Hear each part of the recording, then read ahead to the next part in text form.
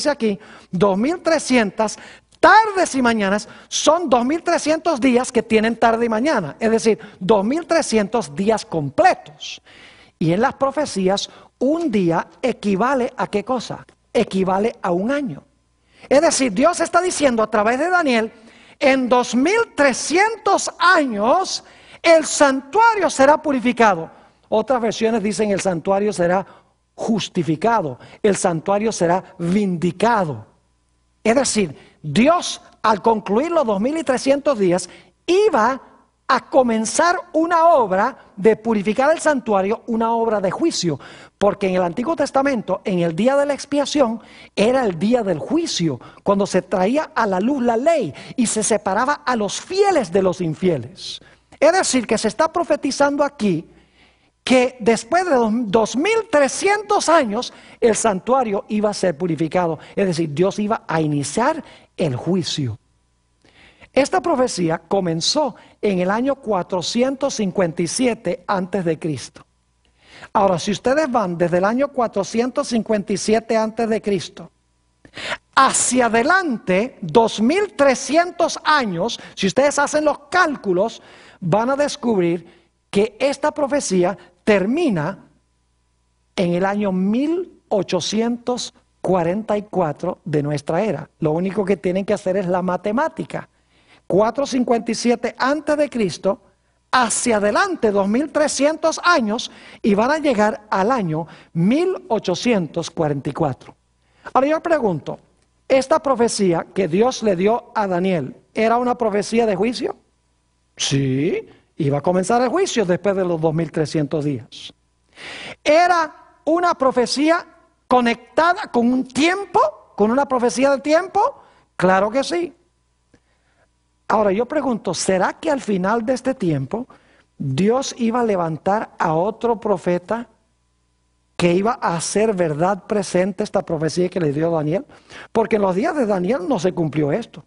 Ustedes pueden leer en Daniel 12 y el versículo 13, Dios le dice a Daniel, mira, tú te vas a morir. Y al final de los días tú te vas a levantar. No significa que se va a levantar personalmente, sino que se va a levantar a través del mensaje de su libro, del mensaje del libro de Daniel. Dios le dijo a Daniel, mira, cierra las palabras y sella el libro hasta el tiempo del fin. Es decir, este mensaje de este libro, de este librito, está sellado hasta el tiempo del fin. No se aplica a tu tiempo. Es decir, no es para ti. Tú vas a descansar, tú vas a reposar. Este mensaje es para aquellos que van a vivir cuando se cumpla el tiempo que se encuentra en la profecía de los 2300 días. Ahora yo pregunto, ¿será posible que Dios levantó a un profeta al final de este periodo para explicar la profecía que había dado a Daniel muchos años antes?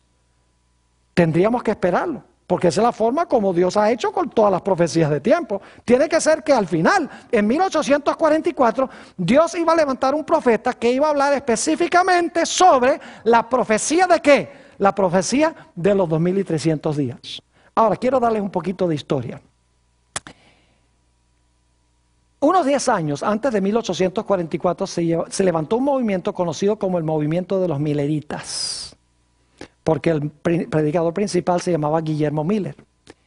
Y Guillermo Miller estaba predicando de que el Señor Jesucristo iba a venir primero en 1843 y luego profetizó que iba a venir Cristo el 22 de octubre de 1844. Y llegó a esa conclusión estudiando Daniel 8:14, porque él sacó los cálculos, se dio cuenta que esa profecía comenzó en 457, hizo los cálculos y dijo, ve, esta profecía se va a cumplir en 1844, el 22 de octubre. Y hubo miles de personas en los estados primordialmente de Nueva Inglaterra, en el este de los Estados Unidos, que se emocionaron todos. Oh, el Señor Jesucristo viene. Muchos dejaron sembrados sus campos, no los cosecharon. Pagaron deudas de sus vecinos para que pudieran estar bien cuando Cristo viniera. Se confesaban los pecados unos a otros, oraban por la gente que era incrédula. Es decir, había un gran reavivamiento entre esta gente porque pensaban que Jesús iba a venir en 1844, porque estaban sustrayendo el mensaje de Daniel 8:14, de este libro de Daniel. Pero vino el 22 de octubre de 1844 y el Señor Jesucristo no vino. Y la experiencia que había sido dulce, ahora se tornó amarga. ¿Saben ustedes que la Biblia tiene una profecía en cuanto a esta experiencia con el librito? ¿Recuerdan ustedes que en Daniel 12 dice que el libro se iba a sellar hasta el tiempo del fin? Pero al tiempo del fin el libro se iba a abrir. Ahora fíjense, en Apocalipsis 10, y lamentablemente no tenemos tiempo de leer los versículos, pero en Apocalipsis 10 habla de un librito que se abre. Si se abre, tiene que haber estado ¿qué? Cerrado. Y lo interesante es que el ángel le dice a Juan, mira, cómete este librito. Es decir, cómete este mensaje, porque no comemos libros, literalmente. Cómete este mensaje. Es el mensaje de los 2300 días. Y va a ser dulce en tu boca. Esa fue la experiencia de los que... Dulce en tu boca, porque con la boca se proclama. Es decir, fue una experiencia dulcísima para esa gente. Creer que Cristo iba a venir. Pero luego dice que ese librito, después de comérselo, después de comer y asimilar el mensaje, se iba a tornar amargo en el vientre.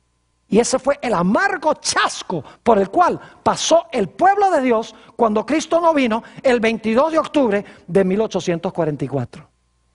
Es interesante notar que en Apocalipsis, el capítulo 10, después del chasco, Dios da una orden muy especial. Apocalipsis 10 y el versículo 11. 10, 11. Inmediatamente después que el librito es dulce en la boca y amargo en el vientre, Dios da una orden. Y dice, y él me dijo, es necesario que ¿qué?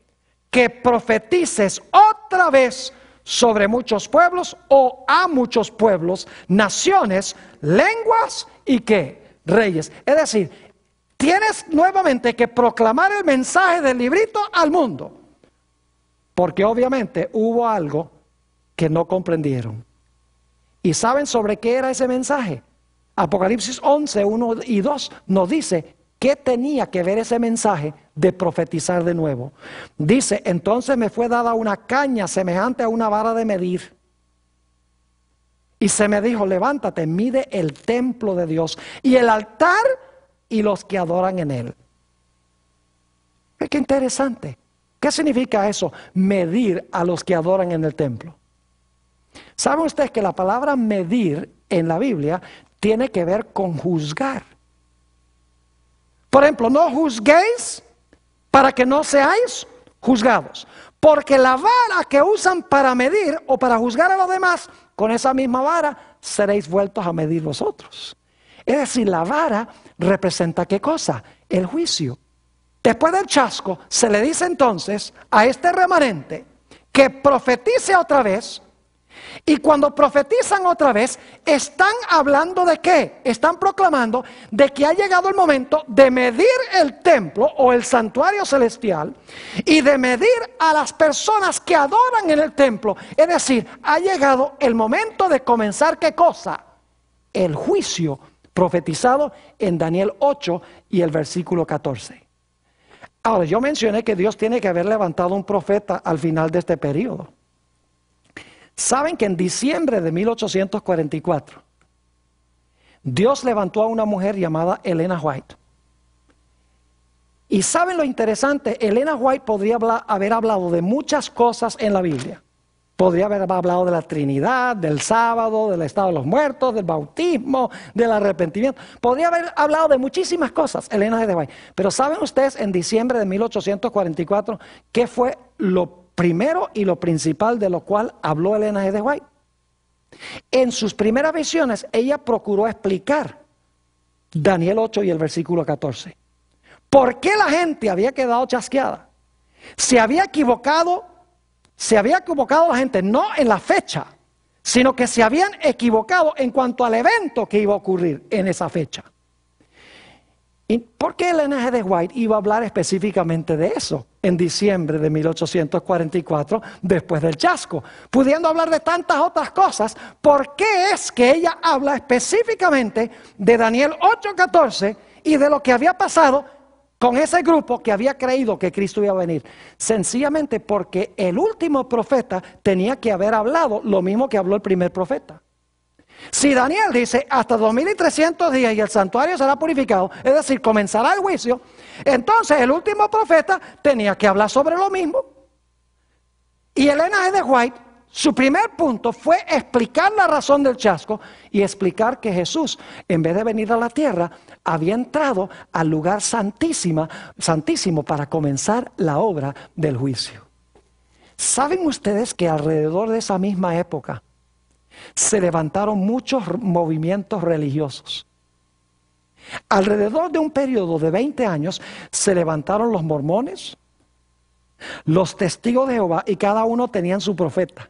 Los testigos de Jehová, los mormones, su profeta, claro, José Smith, los testigos de Jehová, Russell, la ciencia cristiana con su profetisa Mary Baker Eddy, el espiritismo con sus forjadoras, las hermanas Fox, el pentecostalismo moderno, a través de una señora que se llamaba Margarita MacDonald, el evolucionismo de Darwin se originó en ese tiempo, el marxismo, a través del libro de Marx y Engels, se estableció en ese tiempo. ¿Qué era lo que quería hacer Satanás levantando todos estos movimientos? Quería confundir a la gente, no quería que la gente viera a dónde estaba el movimiento verdadero. ¿Saben ustedes cómo podemos saber a dónde estaba el profeta verdadero y el movimiento verdadero? El profeta tenía que hablar exactamente lo que había hablado Daniel más de 2300 años antes. Y ninguna de estas otras iglesias con sus profetas hablaron de Daniel 8:14. Solo había una profetisa que habló de Daniel 8:14, explicó lo que había sucedido, y el nombre de ella, Elena G. de White. Escribió un libro maravilloso que quiero recomendarles para que lo lean donde quiera que estén viendo esto, porque es muy importante.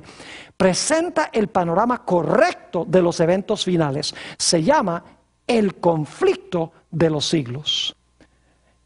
Si ustedes quieren, pueden ponerse en contacto con nuestra dirección al final de esta presentación para pedir su ejemplar gratis del conflicto de los siglos, una obra maestra sobre los eventos finales. El que lo lee tiene que concluir de que la autora tenía razón. Qué maravilloso que Dios nos ha dado una voz profética.